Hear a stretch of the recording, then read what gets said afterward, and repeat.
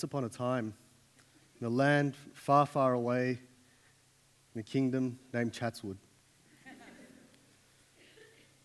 there was a force, and this force was cultivating people's minds and their heart.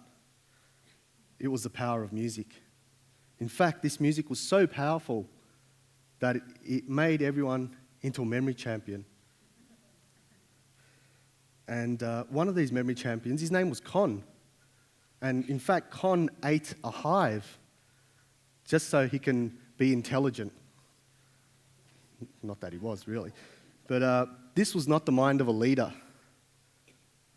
Right? Excuses. He was having a day off, right? An off day. And then he let his hair go, long blonde mullet, and started walking uphill. And as he got up to the top of the hill, there was an agent saying, "Stop, right there. You have to change your attitude." So he said, how do I do that? What's the science behind this learning of changing attitudes? And he said, it's easy. Just, have these 8 keys, hold on to these 8 keys, close your eyes, and start thinking really hard. So he closes his eyes, thinking how to develop these skills. And he closed his eyes so much so that he developed a stroke.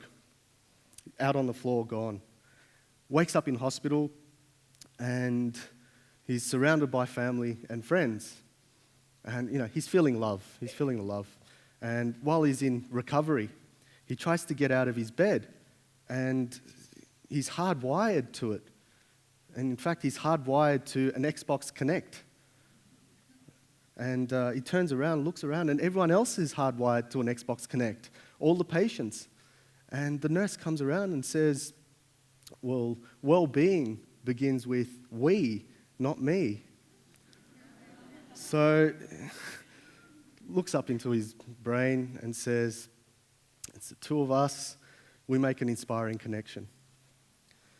So the next day, he has a soft transfer, a soft tissue wire transfer, and they're trying to get plastic out of his brain, right? There's a plastic bag instead. And he wasn't feeling right. In fact, he was quite angry.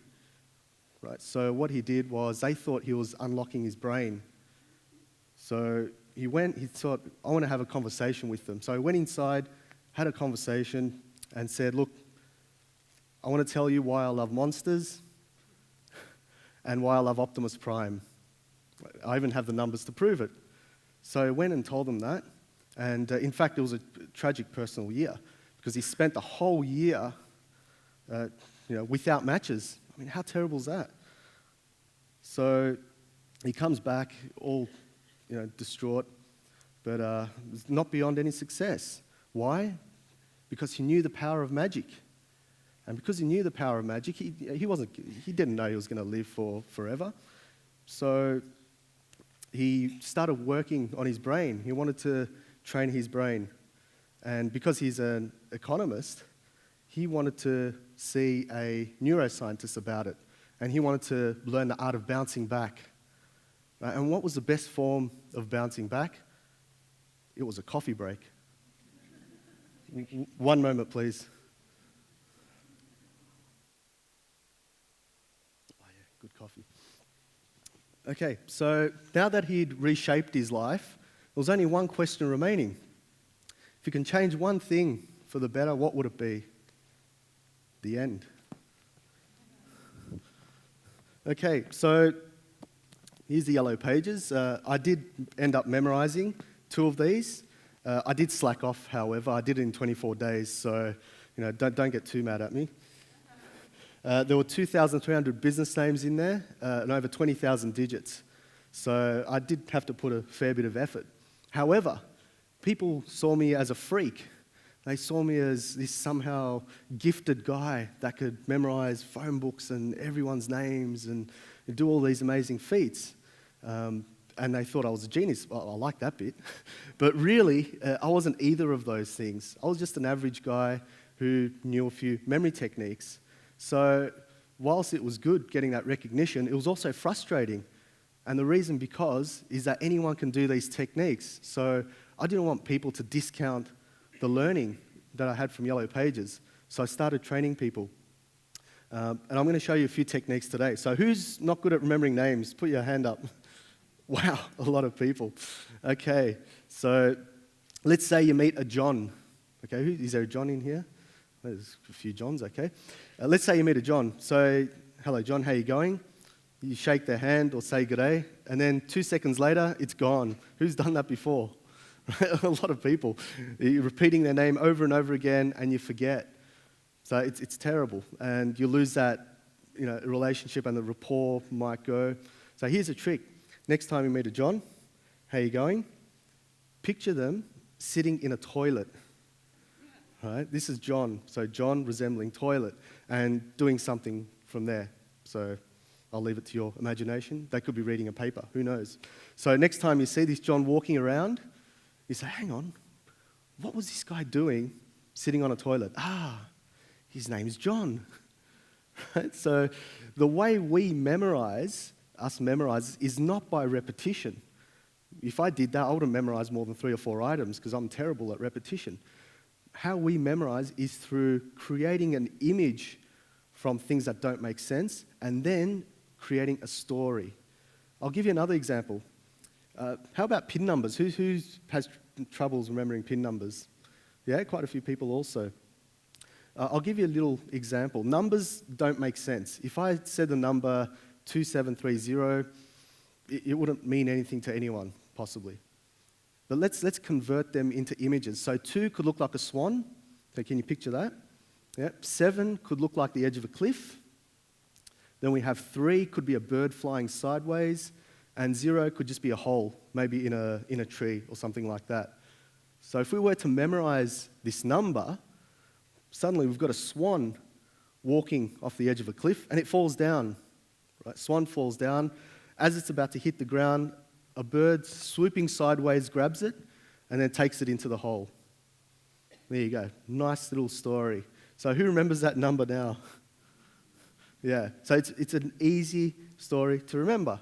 Now you're probably saying, yeah, how did you do that with 20,000 digits? We have a more complicated system than that, but you're not going to be memorizing 20,000 numbers. You might only memorize 4 to 8, whatever it is. Anniversaries, telephone numbers, you can use these strategies. So I guess the biggest trouble that I have with this is that people don't believe it. So what we started doing is teaching these in workplaces, in schools. In fact, last week, we ran a world-first school mind games event. And these schools, believe it or not, they speed-read a whole book in 10 minutes. They mapped it all out onto a wall in great detail, mind you. They then presented that detail with barely even looking at the wall. And after that, they memorized an 11.5-minute TED Talk, almost at verbatim. Now, how many lessons do you think it took them to get there? Anyone want to guess? Yeah, 3 lessons it took them. Only 1 lesson for each discipline. So speed reading, mind mapping, and memory. That's it. 3 90-minute lessons these students had, and they summarized the whole book and understood it completely and memorized the speech. Now, if we look at the elements there, if we're only training students in 3 sessions, imagine what they could do in a whole year applying these strategies. It's quite powerful and mind-boggling. So let's look at the corporate world, which is where I do all my work in. Remembering names is one thing we talked about, but we want to be able to build connection and rapport.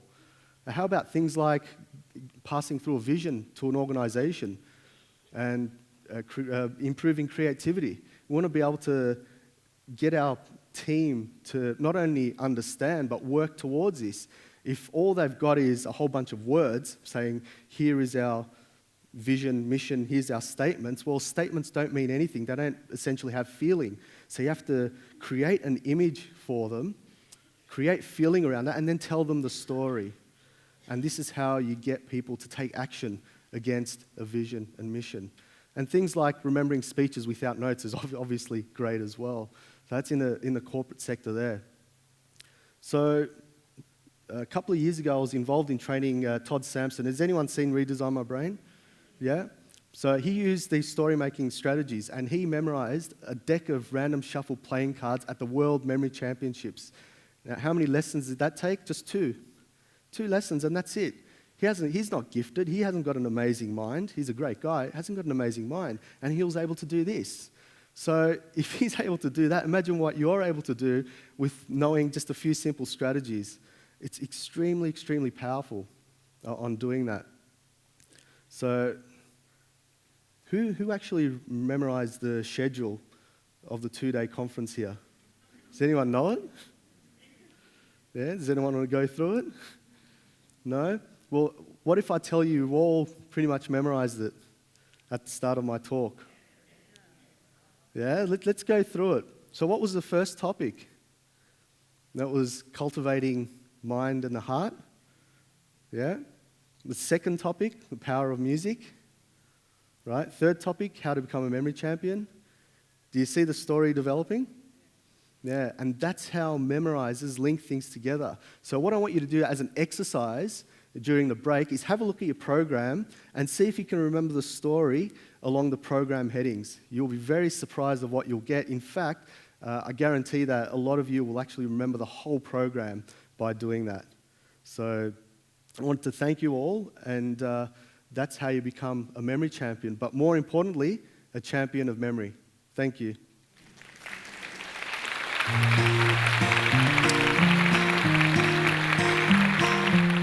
By the time we're 60, more than 90% of us will have known someone close to us who has suffered from some sort of a neurological disorder. You all know you're not going to live forever. There's only one way into this life and one way out. I cannot prove to you anymore that anything is possible. Talk about the marvelous thing that we now understand about our brains. It gets so much better.